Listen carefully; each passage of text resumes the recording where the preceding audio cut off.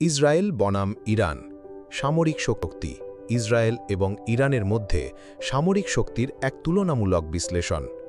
এই দুই দেশের ছায়াযুদ্ধ বছরের পর বছর ধরে চলছে, কিন্তু প্রশ্ন হল যুদ্ধক্ষেত্রে কে এগিয়ে, ইসরায়েলের প্রযুক্তিগত শ্রেষ্ঠত্ব নাকি ইরানের বিশাল ক্ষেপণাস্ত্র ভাণ্ডার। চলুন বিস্তারিত জানি।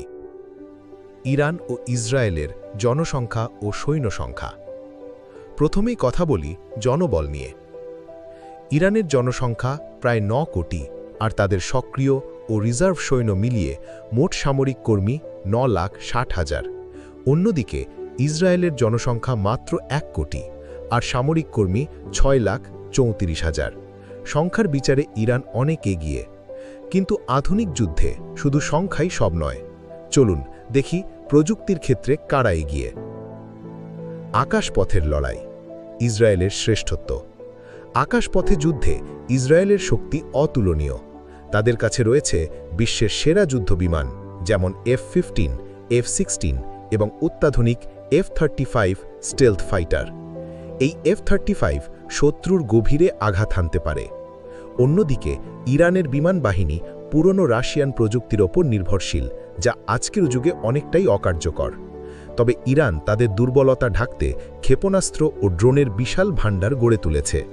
উদাহরণস্বরূপ শাহেদ 136 ড্রোন, ইমাদ, খুররাম শাহর এবং হাইপারসনিক ফাত্তাহ ক্ষেপণাস্ত্র।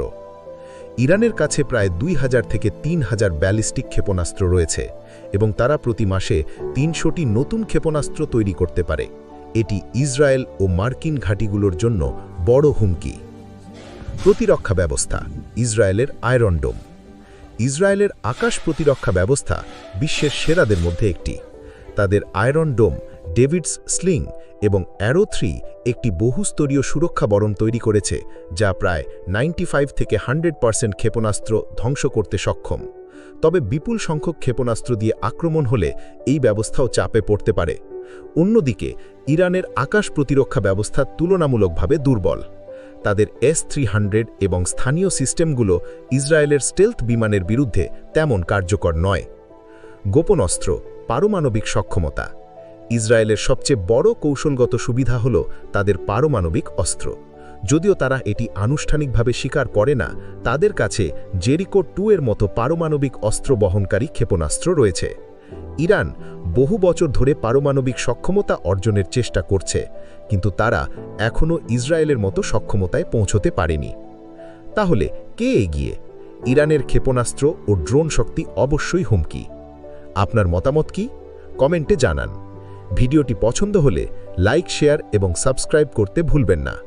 পরবর্তী ভিডিওতে আবার দেখা হবে।